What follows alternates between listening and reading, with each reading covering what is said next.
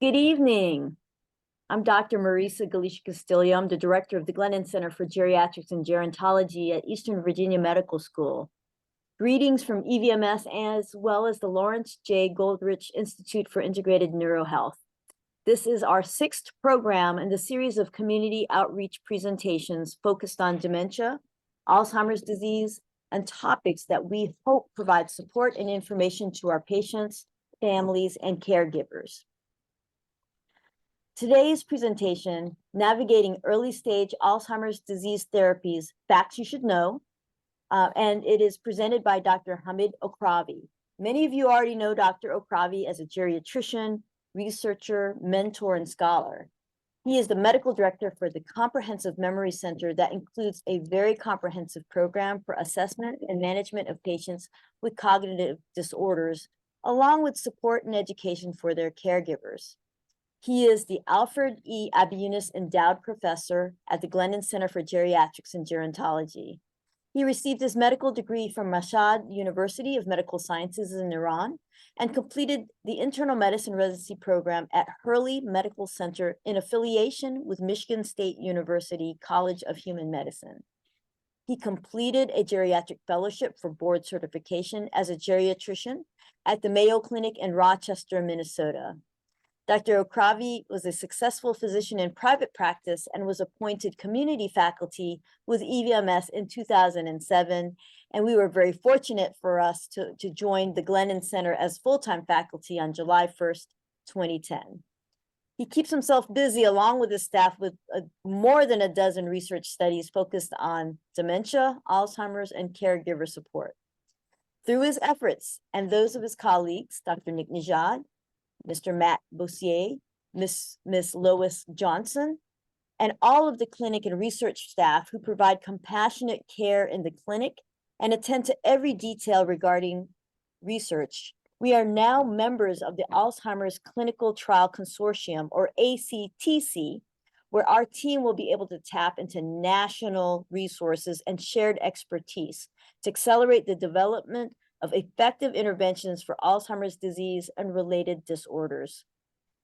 With a friendly reminder, please remain on mute. My thanks again for participating today. Thank you for joining us. Please feel free to post questions in the chat. So now, please welcome Dr. Okhravi. Thank you. Thank you very much, Dr. Castillo. I really appreciate the introduction. This is quite exciting to be able to present to all of you. This is our 6th one. I couldn't believe. Let me see if I can share my screen. Okay.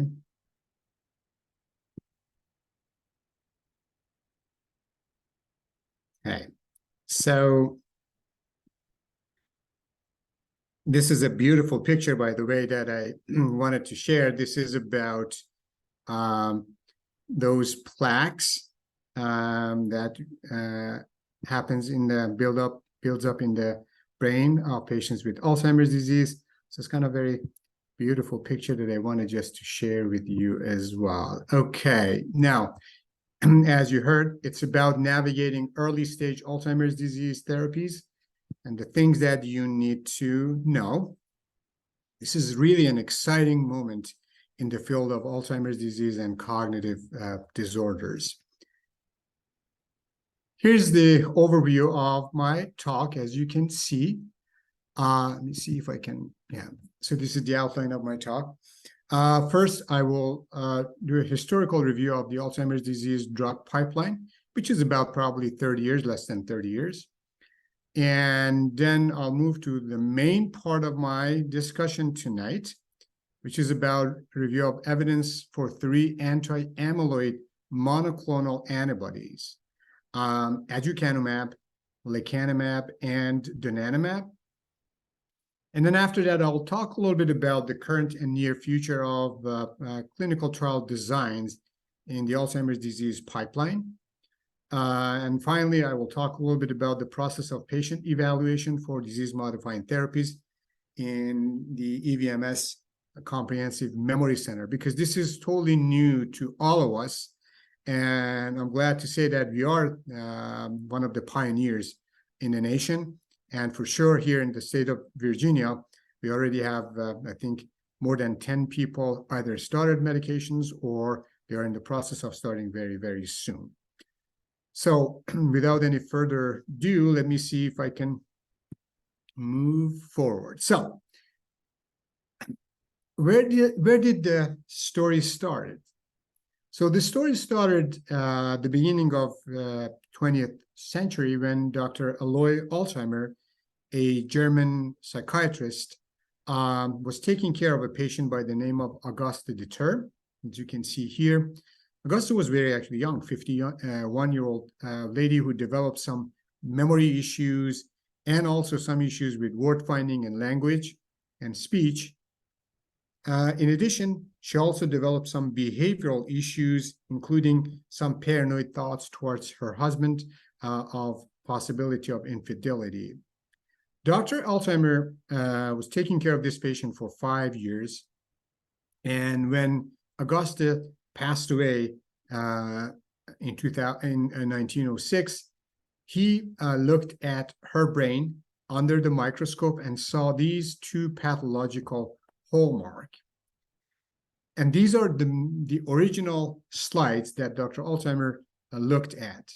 So here, what you see, these are the plaques of the brain, in the brain of Auguste D.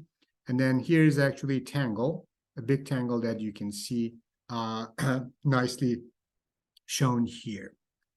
Now, we didn't know, and Dr. Alzheimer didn't really know what the backbone of these two pathological entities were, and we didn't know either until 1984, almost 80 years later, when two scientists, Dr. Glenner and Wang, they discovered that amyloid protein is the backbone for those plaques. And then 2 years later, Dr. Iqbal from NYU, New York University, discovered that tau is the backbone of those tangles. And these are the two pathological hallmarks of Alzheimer's disease. What happens is that first, we start to build those plaques in the brain 20 years before people develop symptoms. And that starts a cascade of events that will lead to tangle formation. And those are tau, phosphorylated tau proteins. And they are toxic to our brain cells. And people will have some brain cell loss and, of course, memory issues and functional impairment. Now, nowadays, we can see those plaques in living human being. And this is a amyloid PET imaging of one of our participants in one of our research trials. As you can see here in the, and these are horizontal sequences or sections. You're looking at from the top. As you can see in the front part of the brain, this is actually front part of the brain. You can see the hot metallic color in red. That's amyloid deposition. That's the amyloid plaques in the brain. So this patient has Alzheimer's disease, and these are very accurate tests. The accuracy is over 90%, almost 95%. And now we can also see the tau protein, and this is like kind of face on. So you're looking at the face of a patient with Alzheimer's, and what you see here in the temporal lobe, that area that is in red, that's tau deposition, those phosphorylated tau. So we can visualize both amyloid and tau in the brain of patients with Alzheimer's disease now. So before I review those three medications that I mentioned, let's just talk a little bit about the two different therapeutic approaches that we have for any type of disease processes. Think about like cancer or heart disease or diabetes.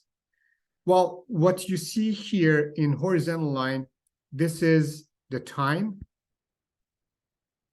And then in the vertical line, that's the cognition and function.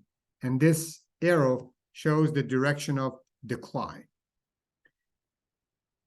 That solid blue line that you see, that's the natural history of... No, that's your microphone. So what you see here in blue, that's the natural history of Alzheimer's disease. If we don't really give any medication, people will decline cognitively and then functionally. And at a certain point here, patients will die. What you see here in red, that's when you give a symptomatic therapy to improve memory a little bit, just take care of the symptoms. But symptomatic therapy, it doesn't really change the disease process, and patients' outcome will be kind of the same. Although it's very important, symptomatic therapy is very, very important as well. What we really look into in any other disease processes, including Alzheimer's, is really to have a disease-modifying agent here in green, because then we can change the trajectory. If we attack the underlying cause of the disease, like Alzheimer's, like those plaques or tangles, then maybe we can change the trajectory and we can slow down memory loss. So that's what our ultimate goal is, to find in Alzheimer's disease. And nowadays, actually, we have those agents available. So the landscape of Alzheimer's disease treatment within the last 3 decades, to take a look, started in 1996 when donepezil got the FDA approval, and then in 2000, rivastigmine, and then galantamine in 2001, and finally memantine in 2003. I want to draw your attention that these are all symptomatic treatment. We didn't have any other medication, including disease-modifying agents, approved until 2023, that we got the lecanemab fully FDA approved, and this is a disease-modifying agent. So as you can see, there is a 20 years gap from the last symptomatic treatment FDA approval to the first disease-modifying agent that got the full approval of the FDA. So this is, again, quite exciting time in the field of Alzheimer's disease. So the current landscape of disease-modifying agents, right now we have 3 agents. The first one is aducanumab, and aducanumab got the accelerated approval or conditional approval in June 7, 2021, during the COVID-19 period. And then lecanemab got the full approval of FDA on July 6, 2023. And then donanemab is another medicine that in July, the results of the study was released and published, and I'm going to review that. And this study shows that this is also effective, and we expect to see full approval by the end of this year. Now, here's the mechanism of action of anti-amyloid antibodies in a very, very simple fashion. These medications, first of all, are intravenous infusion. So essentially, as you can see, this gentleman is sitting on the chair and receiving the medication through his vein. That's 1 hour infusion. When the medicine is infused, it goes to the blood and it goes to the brain. It binds to those amyloid proteins, free amyloid proteins, as you can see here. And when it binds to those free amyloid proteins, it will dump those amyloid proteins out of our system. But it also binds to plaques, as you can see here. And when it binds to plaques, our immune cells in our brain will get rid of those plaques in the brain as well. And these are very powerful medications. So now let's talk first about aducanumab. Aducanumab, there was a phase 1B or phase 2 clinical trial by the name of PRIME, and this was done by Biogen, who owns the aducanumab. This was a 52 weeks, 1-year trial. It was a randomized controlled trial, the best type of trial that you can imagine, with 166 participants. And this study was positive in terms of being able to clean up brain from those plaques, and also showing that it slowed down memory loss in participants in the PRIME trial. As you can see here on the left-hand side, that's pre-treatment, and what you see in red hot metallic color, that's all amyloid deposition in the brain. And after 1 year, you can see that there is really no amyloid deposition in the rim, which is the thinking part of the brain, the cortex. So essentially, this patient became negative. So it was positive amyloid deposition in the brain. After 1 year, became negative. So very powerful medicine, and also showed that it slowed down memory loss. So then after this, Biogen decided to move forward with two phase 3 clinical trials, meaning that big phase 3 clinical trials with more than 1,600 participants in each of those trials, called Emerge and Engage. They were both 1.5-year trials, and they were randomized controlled trials. So these two trials I'm going to share with you terminated prematurely, but when you take a look at the amyloid removal from the brain, this is what we have with these two trials. Engage is on the top, which was a negative study, didn't show slowing down memory loss, and Emerge on the bottom, that's the positive study. What you see here in green, you can see that this line here and this line here, this is people who were on medicine intervention on aducanumab. There was a significant removal of amyloid plaques in the brain, specifically in the positive study. The impact was much, much bigger. But that's not really enough, right? Because if it doesn't really help to slow down memory loss, then it's not important. It's mute. So let's take a look at the clinical outcome. Now, here's actually the clinical outcome. These are two studies. Emerge is the positive study here, and Engage is the negative study. What you see in the positive study, and these are memory tests, there was a 22% slowing in memory loss. In the negative study, of course, the result was negative. It didn't show any improvement. So now, let me tell you a little bit about these two studies. What happened, Biogen started these two studies in 2015. And then in 2018, they decided to do a futility analysis. And what that futility analysis is, they look at the data and in the midst of the study to see if there is a possibility of the study becoming positive. If it indicates that it most probably is not going to be positive, then they stop the study to save money and time and effort. That's exactly what happened. In December of 2018, Biogen took all the data, looked at the data, and then after 3 months, they decided that the result's going to be negative. But, of course, it took 3 months to stop the studies. But then later on, when they looked at the additional 3 months data as well, they realized that one of these studies, which was the Emerge trial on the left-hand side, that was positive.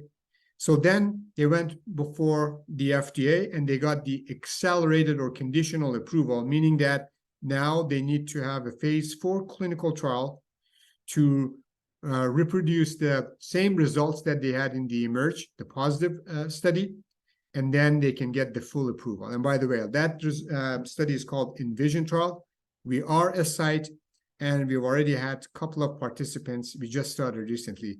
We've had a couple of participants in the study, and this study is going on.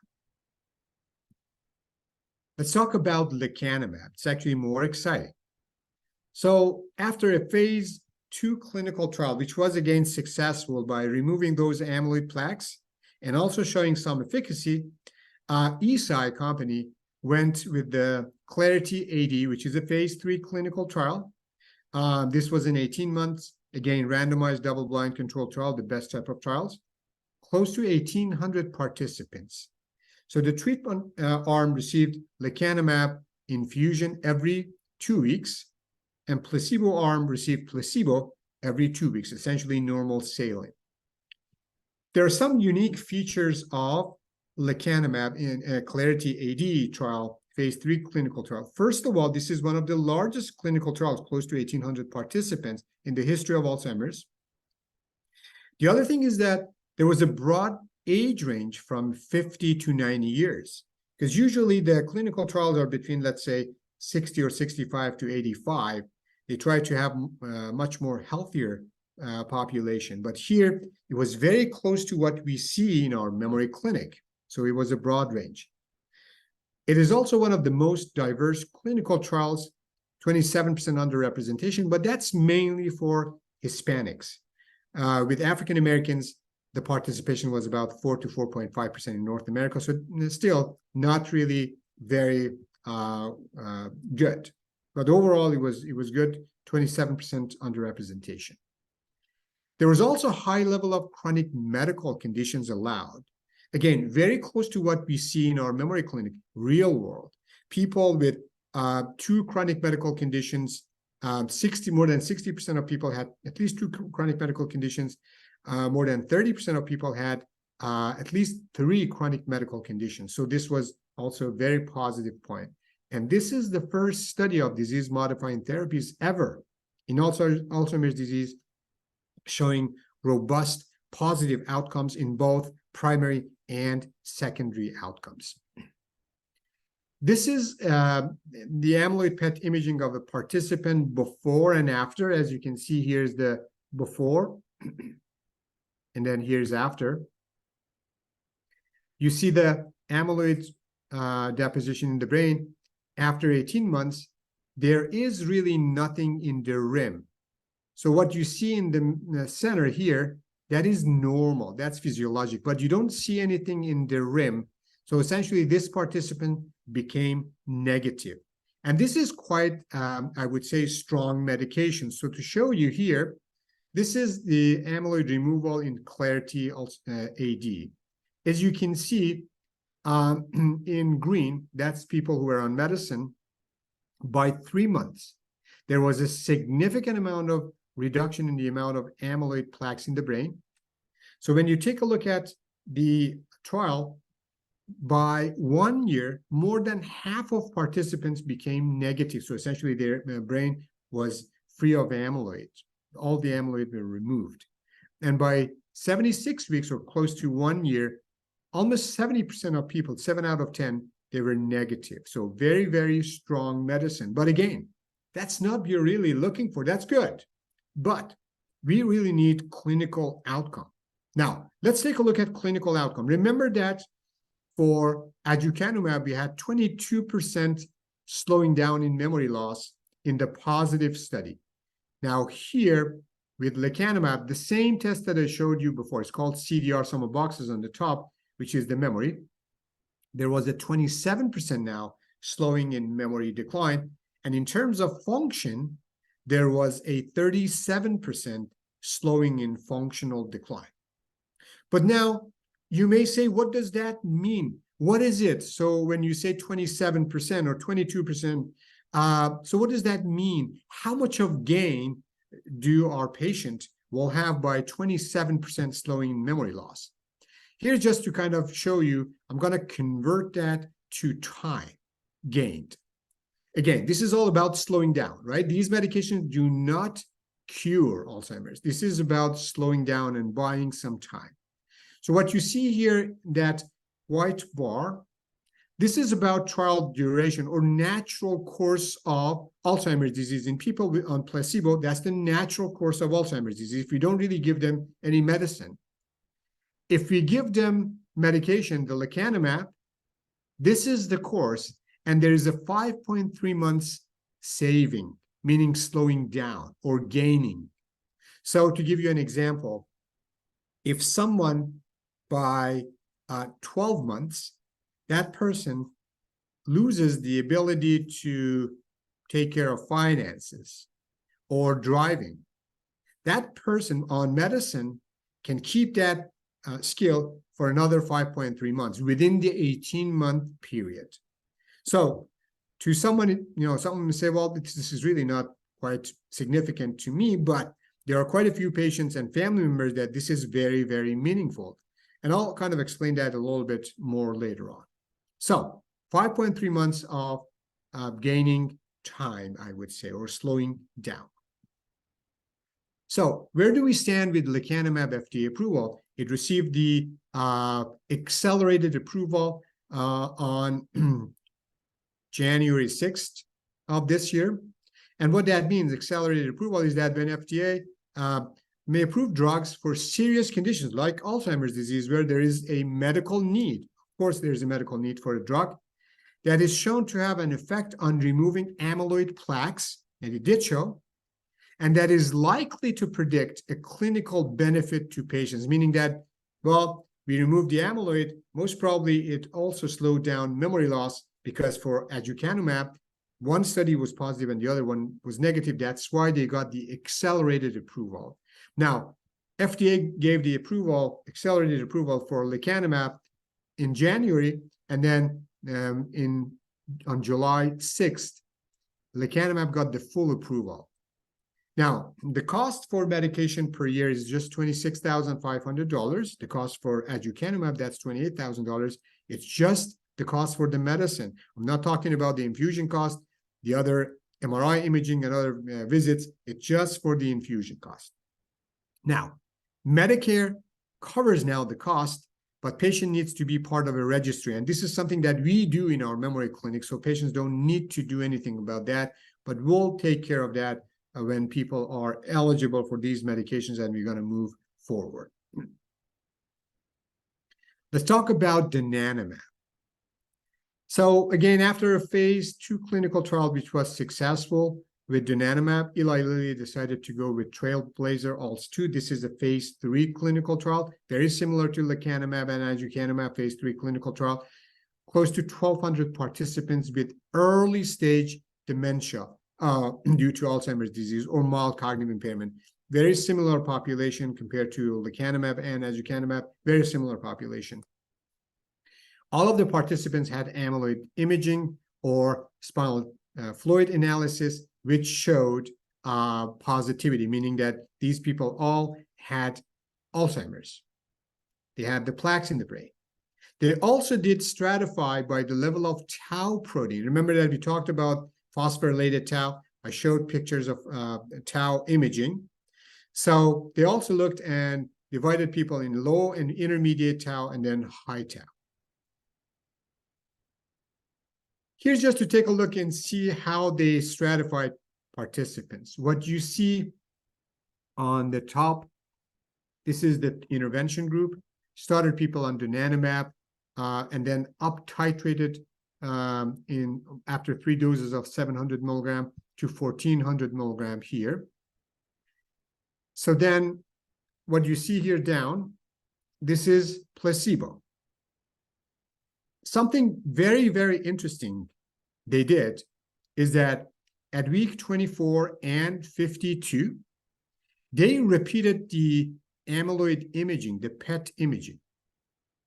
Whoever became amyloid negative, meaning that the medicine removed the amyloid completely from the brain, they moved from the treatment part to placebo without their knowledge, without anyone's knowledge. So essentially the researchers were blinded and participants were blinded.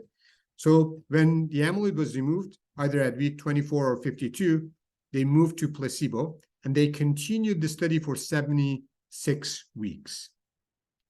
Now, here's what we have in terms of amyloid removal. Now, again, in green, that's the intervention group. By 24 weeks, 40% of people became amyloid negative. So this is much stronger than the other 2 medications in terms of amyloid removal. By 1 year or 48 weeks, almost 1 year, 70%, 7 out of 10 became amyloid negative. And by 1.5 years, 80% of people, 8 out of 10, became amyloid negative. So again, much, much stronger. But that's not enough. We're looking for clinical outcome and benefit. Let's take a look at that. Here's just to show you the CDR sum of boxes is the same test that I showed. And remember, 22% for the positive study in aducanumab, 27% for lecanemab, and now here, 36% slowing in memory decline, and then 40% slowing in functional decline. By the way, this is actually in people who had low and intermediate amount of tau. The results were less robust in people who had high amount of tau, meaning that they were much more advanced. Now, this is another thing that they did, and just take a look. If you take a look at this graph, these are people who became amyloid negative at 24 weeks. this is the level of amyloid negativity. So people under, that's amyloid negative. And they looked at people who became amyloid negative at 24 weeks. So essentially people in blue, they were on medicine. This is just only on people who are on medicine. And they became negative by 24 weeks. And they followed them, of course, they stopped medicine, but they followed them until 76 weeks. It showed that there was really not that much of reaccumulation of the amyloid plaques in the brain, as you can see here, still negative at 1.5 years. They did a calculation, and the data suggests that it takes probably over 14 years for the plaque to reaccumulate to baseline level when they started. So this is actually good news. But let me just, before tell you why it's a good news, share another thing. Now, the question is, okay, we stopped the medicine. Did they still show some clinical benefit? And here's looking at those people who were amyloid negative either at week 24 or week 48. So they looked at their memory test. These are 2 memory tests. So here at week 47, that's average time that these people were taken off medicine. Again, remember that these are all people who are on medicine. The amyloid was removed. So average 47 weeks, they stopped the medicine. And as you can see, these 2 lines still diverge after the 47 week. After here, still these 2 lines diverge. So that means that most probably, that suggests that most probably when they stop medicine, still people get the clinical benefit. This is just in people who we stopped medicine because the amyloid was removed. So why is it important? Because now for this medicine, we can start medicine and then remove the amyloid, let's say by 6 months or a year, and then stop the medicine and watch and monitor based on the amyloid plaques in the brain with amyloid PET imaging, and then restart when people start to reaccumulate the amyloid plaques in the brain. So that has a very, very important clinical implication. Now, let's take a look at the same. So how much of time do we save? Again, if this is the natural course, placebo, of Alzheimer's disease, people who were on donanemab, now here, they gained 6.3 months, meaning slowing down of memory was 6.3 months, now stronger than the lecanemab drug. Well, 5.3, 6.3 in 18 months. So that's, I'm going to just leave the interpretation to you, but we can definitely discuss later on about that. So these medications, of course, these are quite strong medications. They go to the brain and they bind to those plaques, and our brain will get rid of the plaques. So they are not without side effects, like any other medicine. One of the major side effects related to these medications is actually amyloid-related imaging abnormalities, or ARIA. So now I'm going to explain what ARIA is. There are 2 different types of ARIA. One is swelling in the brain. We call it ARIA-E or ARIA edema. And that's what you see on the top. These are horizontal sequences. What you see here as in white color that you see, that's swelling or edema in the brain. And here as well, this as well, but this is kind of, we call it so-so swelling, very, very small area here and then here. So that's ARIA-E. And then down there we have ARIA-H. So that's H here, E is here. ARIA-H is like small areas of blood leaking out of the vessel or blood oozing out. So it's we call it microbleed. These small spots that you see here, these are ARIA-H. And there's something here, we call it, this is also hemosiderin deposition in the brain. So we call it superficial siderosis. So there are, again, 2 different types, ARIA-E and ARIA-H. Now, what are the risk factors for developing ARIA? The risk factors is, the first one is a genetic risk factors, which is ApoE. And ApoE is a genetic risk for Alzheimer's as well. But when people have ApoE, copy, ApoE4, that increases the risk, and I'll show you how much. Dosing of the medication is also important. When we up-titrate the medicine, that's the time that people usually develop these side effects. And then the other thing is that if people have some of those small areas of bleeding to begin with in the brain, we are allowed to start these medications in people who have less than 5 microhemorrhages. And if people are on blood thinners, or they're receiving blood-busting, clot-busting medications, they have increased risk of bleeding and also swelling. Now, here's just to show you the relationship of ARIA with ApoE. So as you can see down there, these are non-carriers, meaning that they don't really have any ApoE4 allele or copy. So when you take a look, for example, here at lecanemab in the middle, you can see if people don't have any ApoE, the risk is 7%, 7 out of 100. But if they have one copy of ApoE, the risk goes up to 11%. And if they have 2 copies, the risk goes to 33%. Look at the aducanumab. If they have 2 copies, the risk goes to 64% instead of 33%. If they're on donanemab, the risk goes up to 44%. So that's the strongest risk factor for developing these side effects.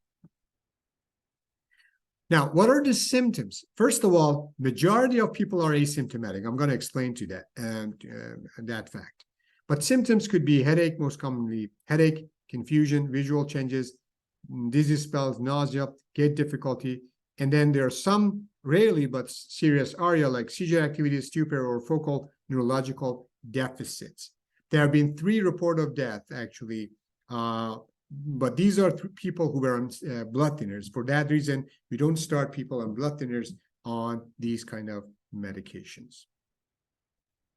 Now, as I said, the exposure to disease-modifying therapies is very, very important, especially when at the beginning, when we titrate up titrate, people will develop. But when time goes by, the risk comes down significantly. As you can see here, for aducanumab, during the first 8 months, that's the time that people may develop. For lecanemab, the first 3.2 months or 14 weeks. Now, so in Clarity AD, first of all, mostly mild to moderate, 91%. 3 out of 4 are asymptomatic. The only reason that we discover them is just because we do surveillance MRIs. It occurred within the first 3 months, as I said, and by 6 months, 92% of them by 6 months. So essentially, after 6 months, it's very rare to develop. When it develops, it resolves within 4 months in 81% of participants. And symptomatic ARIA, again, it's just in 2.8% of total participants. So not very common. So when it happens, if people don't have any symptoms, and it's mild, we continue the medicine and monitor the MRI. If people develop symptoms, we we hold, and then repeat the MRI. And when it's resolved, usually within the 3 or 4 months, then we restart the medicine.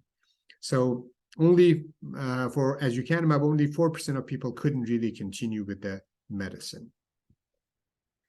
Now, I wanted just to show you that this is not as easy as I said that, we developed these medications. It took really time. It took 2 decades with lots of spectacular failures in the field. But as you can see, we really built and learned from our failures. So for example, here in 2017, there was a trial called Expedition, actually 3 trials, Expedition, on solanezumab. And this trial was negative, but it showed some trend that there may be 13% slowing. And then, of course, with aducanumab in 2019, we had one positive study. Overall, between these 2 studies, there were 19% trend of slowing down. And then finally, lecanemab was a full, I would say, positive study, 27%, and now donanemab, 36%. So this has been a long run for us, exhaustive, at a certain point, very, of course, I think blue and disappointed, but now we have something that we can offer to our patients. Now, what is the future of Alzheimer's care in the next several years?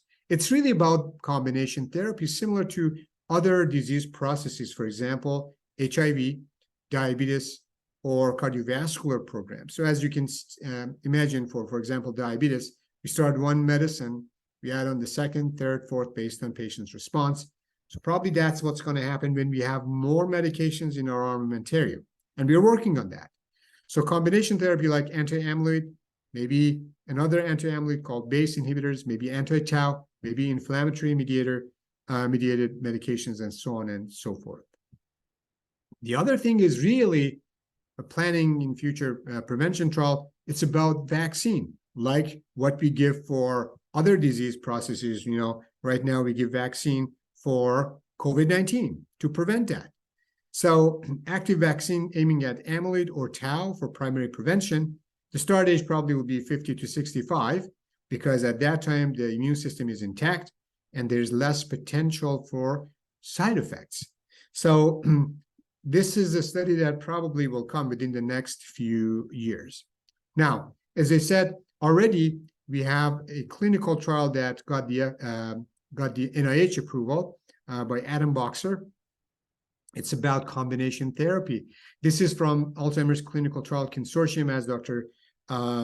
Castillo mentioned, we now are a member of ACTC, which is just only 35 elite centers in Alzheimer's disease clinical trials across the country.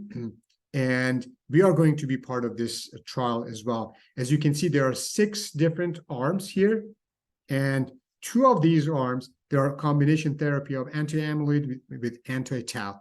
And I expect that this study is going to start next year. We had a meeting with ACTC in Seattle just last month, and there was a presentation, and they're really looking for logistics and starting this as soon as possible. So what is the future screening and therapeutics for AD prevention? Well, for high-risk population, for example, people who have family members with Alzheimer's or genetic predisposition or some cardiovascular risks, we do a blood test, blood biomarker. It's actually coming. And then if the blood biomarker is negative, then we may go with primary prevention. Remember that we talked about, even vaccine, or maybe something like statin for Alzheimer's disease.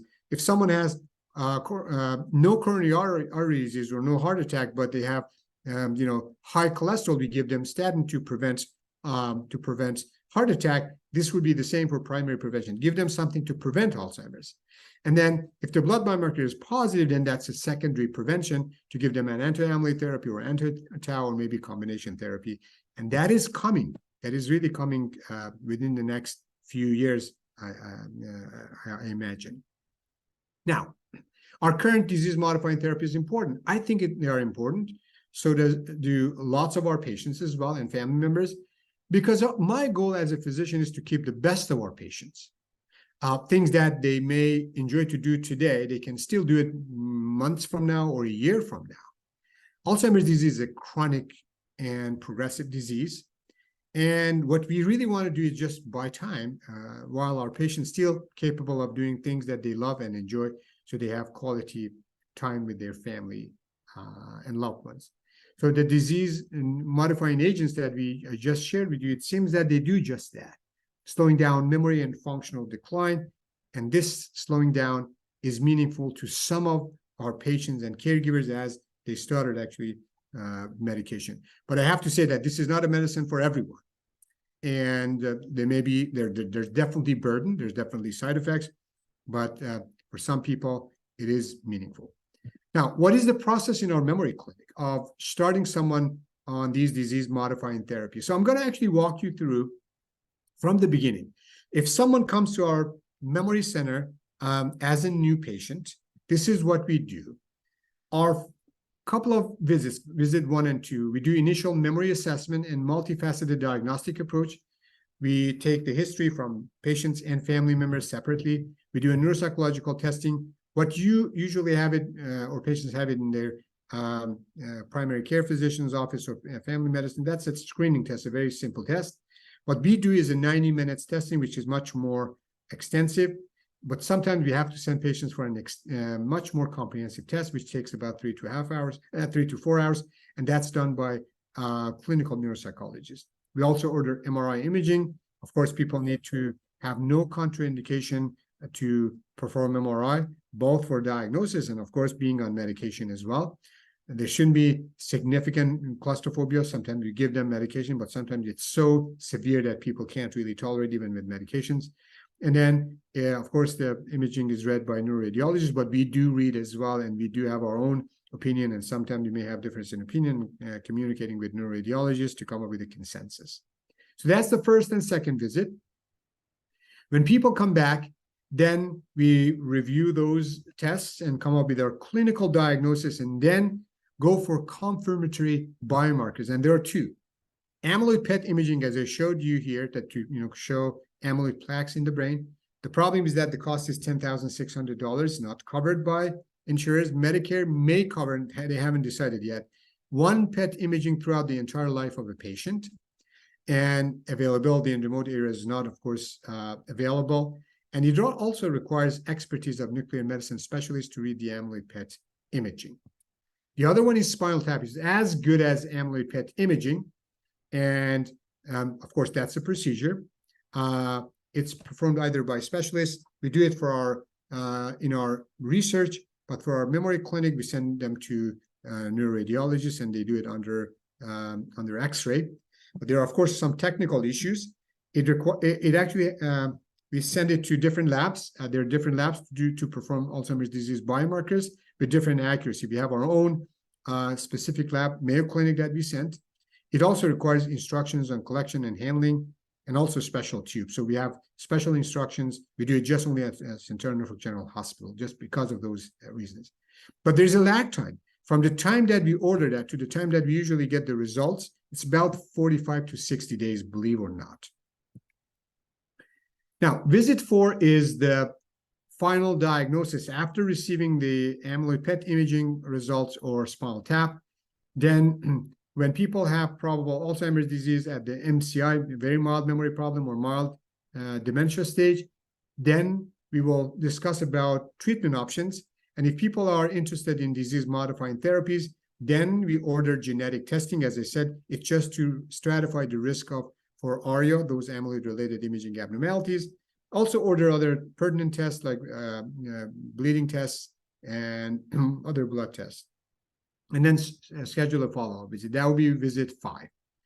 When people come for visit 5, we review the eligibility criteria. That's a quite significant eligibility, or I would say extensive eligibility. So we check.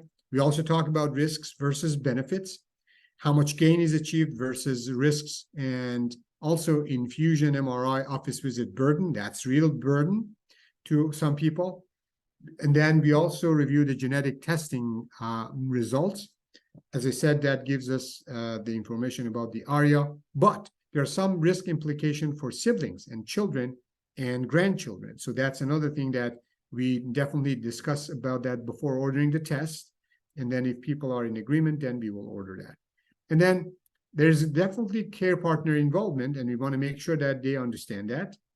And then we review the entire process, initiation and up titration process for infusions, continuation and maintenance process like follow-up visits, surveillance, MRIs, and also sign a consent form. We are actually in the process of developing our consent form. That comes soon. Now, after that, if all of these steps have been done, then we register patients in the Medicare registry. It's actually something that we do. You don't need to do anything. And then this is really important to ensure consistency in clinic visits following the initiation of therapy, because it requires multiple visits, at least 4 or 5 additional visits per year, and then few phone calls, virtual visits, and then 4 surveillance MRIs within the first year. And then clearance after the MRI, we need to clear for the infusion, for the next infusion. And then if there is ARIA, we follow the protocol for resolution and treatment. So as you can see, this is a quite significant process. There are some, of course, access challenges. Just wanted to share. First of all, there are inadequate dementia care infrastructure, shortage of geriatricians, behavioral neurologists, dementia experienced general neurologists, or geriatric psychiatrists. These are all people who take care of patients with dementia and cognitive disorder. Insufficient number of neuropsychologists with dementia expertise to do the memory test. Gap in neuroradiological expertise for diagnosing those side effects. Limited access to dementia diagnostic facilities, especially in rural areas, MRI, PET scans, CSF biomarkers analysis, and so on and so forth. So challenges in providing intravenous disease-modifying therapy in remote regions, infusion centers. So there are quite a few, but fortunately here in our center, as I said, we're one of the pioneers, I would say, and we have started to give that service to people. I think we have right now probably something around like 300 people who are eligible. So people who are interested, then we will go through the same process that I just mentioned. I'm going to stop here, and I'll be more than happy to answer any questions that people have.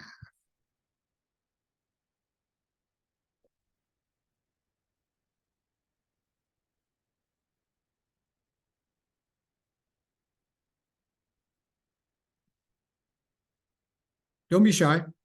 You can certainly unmute yourself, or just put something in the chat and we'll be able to answer.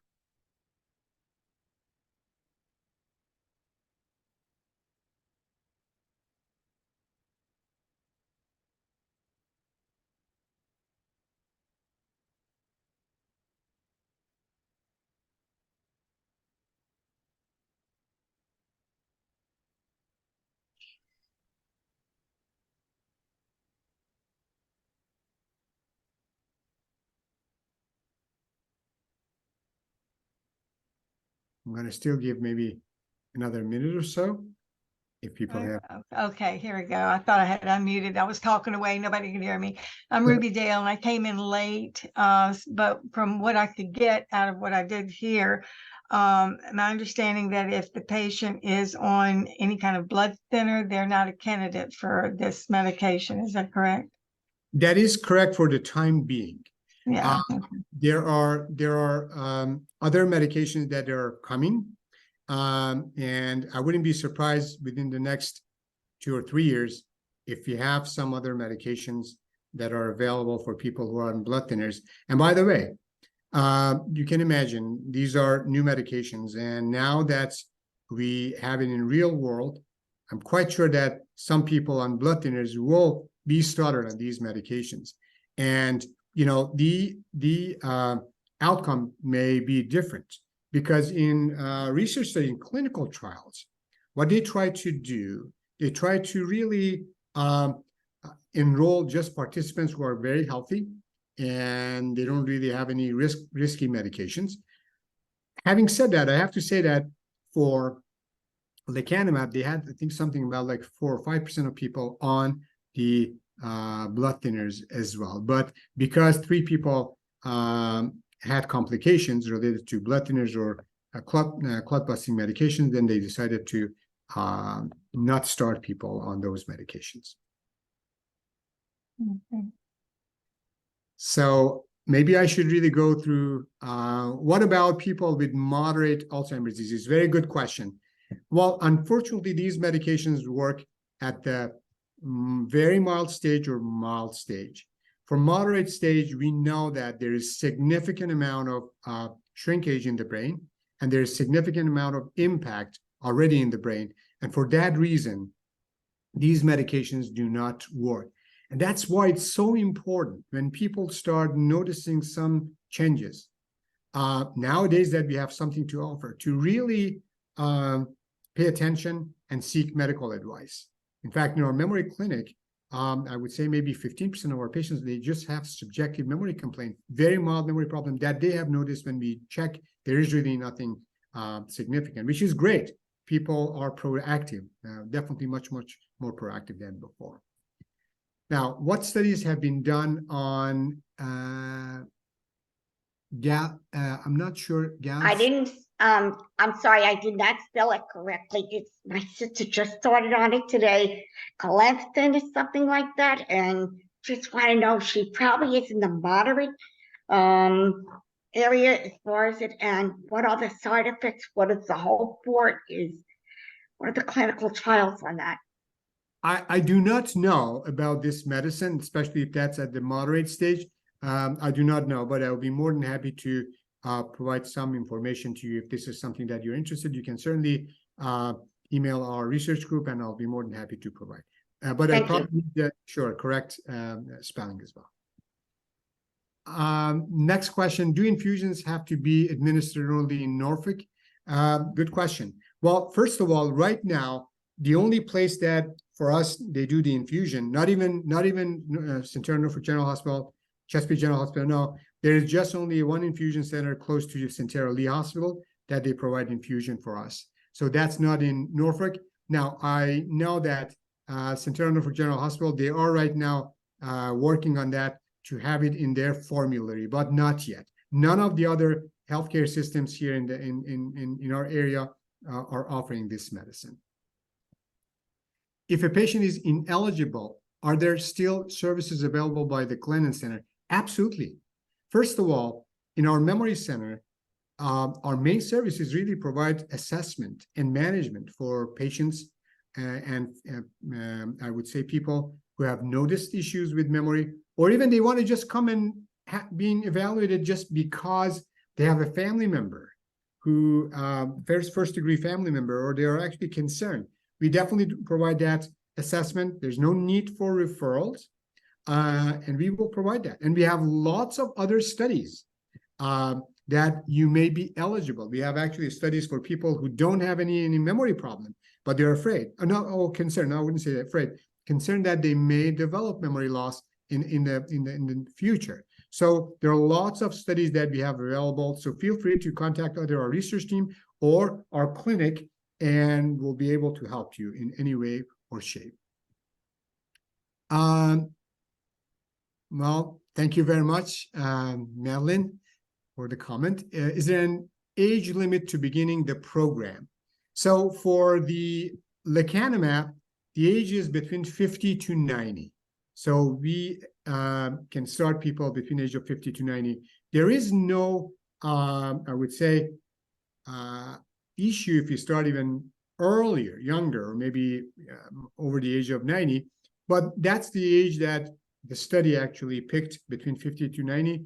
But when medications are available in real world, we may actually start patients who are younger and patients who are older, as long as there's a good understanding between clinicians and patients and family members. ARIA is solely a side effect of medication. Yes, ARIA is solely a side effect of the medication. Now, having said that, when I say yes, of course, there's ARIA-H and ARIA-E, mainly ARIA-H, the hemorrhage, the microbleeds. That can happen in people who are not on medications, who are not on these medications. They may develop ARIA-H. We see that commonly, I would say, in our patients. Maybe about 20-25% of our patients not being on medicine, they do have the microbleeds in the brain. ARIA-E is less. Edema is much, much less. So that I would say that it's actually ARIA is a side effect of medication, but similar to ARIA, the hemorrhage, we can see that in patients with Alzheimer's disease. In fact, if you take a look at the autopsy studies, over 50% of people with Alzheimer's, they do have these small areas of microbleeds.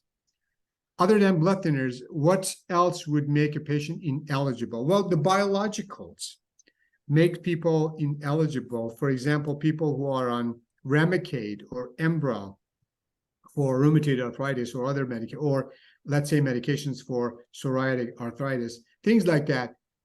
That's the other major group of medications that make people ineligible. But there are, replacement for those medications, so people may actually go on different types of medications.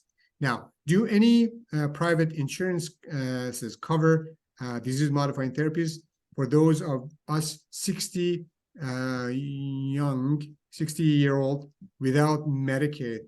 Yes, Well, I would say, even if they don't cover, the Eastside company, they have actually developed a program, patient assistance program, and that's a program that the infusion center works with our patients. In fact, we have a patient who's, I think, 53, I can't remember, very young, and going through the patient assistance program. So there is definitely some other options as well. Then, with very strong family history of dementia, Alzheimer's, how would one get into the study without Medicare?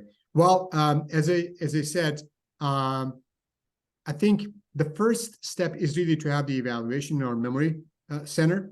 And then after that, we can certainly help you getting to one of these programs. So it's mainly to come and have the evaluation, and then we'll definitely help you to go through it. As I said, we don't really need any referral. So you just make a call and then make the appointment. The program is, it says Madeline is being recorded and will be available. Check email in a couple of days for announcement about availability. Is ARIA a direct result of medication? And the answer is yes. It is the direct result of medication. With this, okay, and I think the question was, will this presentation be available? As Madeline mentioned, yes. And I think, let me see, well, there may be, are there other factors included with the medication, like a change in diet or exercise or other? Yes. Well, of course, you know, what I'm trying to say is that other factors are important as well. Definitely exercise and brain games and diet. And the diet would be the mind diet. That's the diet that is very, very helpful. Are patients ineligible if they take baby aspirin? No. Actually, baby aspirin, Plavix, up to 365 milligram of baby aspirin, that's actually not baby aspirin, aspirin is fine. So it's not really contraindicated. In my previous messages, our website for Glenn. Okay, so that was actually Brielle mentioned. So essentially we have, you know, the eligibility criteria, so you can certainly go ahead and just see. Brielle, who is our research coordinator for the study, mentioned that. And there's also the email address as well in the chat. And is the spinal tap is painful? So, well, you know, when you go and you withdraw blood, that's painful, right? So spinal tap, of course, you know, I assume I haven't had myself, but I've done before a lot.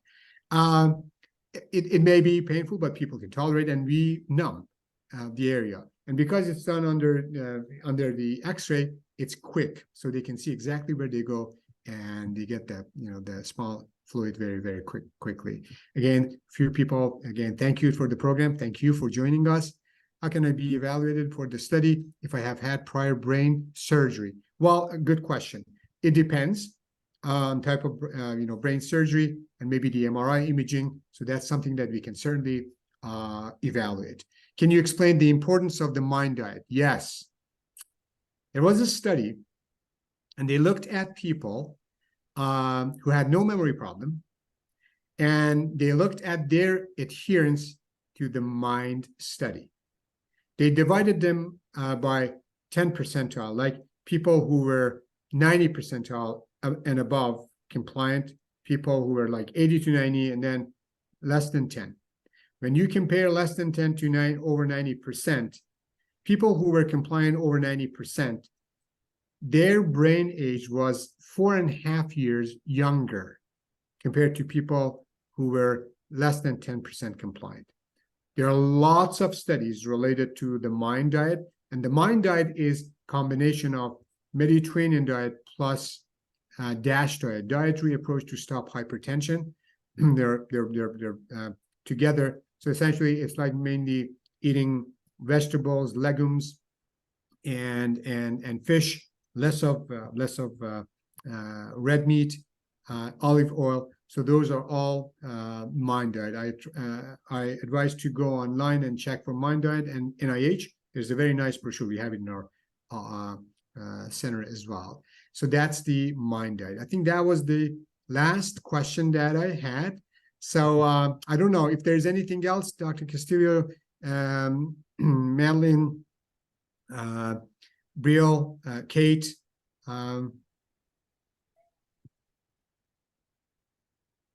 Okay, well, I don't think so. So thank you very much again for participating. Just be on the lookout because as we have told, we do have these kind of educational programs.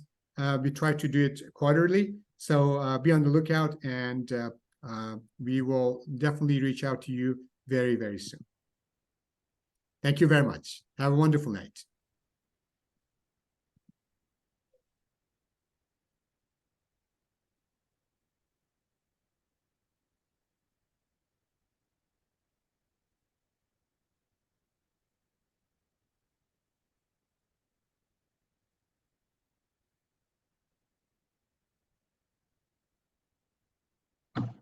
Where can we find the recorded version? It will be on our website. I think probably yeah, actually here I think check your email in a couple of days. So you'll get an email. If not, you can go to the Glennon Center website and then it should be really there. Okay. And I asked a question about cortical peripheral atrophy. It kind of affects balance, so it's not really about memory, but is it also is that a byproduct of amyloid plaques and tau? Very good question. Not necessarily, especially at the beginning. If it's quite advanced, yes, because the tau protein actually spreads from our temporal lobe to the other areas, essentially from our limbic system to the front and then to the back of the brain. And when it's quite significant, then that can affect the balance, but not at the beginning stages. It wouldn't be really balance issues. Okay, thank you. Sure, absolutely. Well, have a wonderful night, and we'll see you soon. Bye.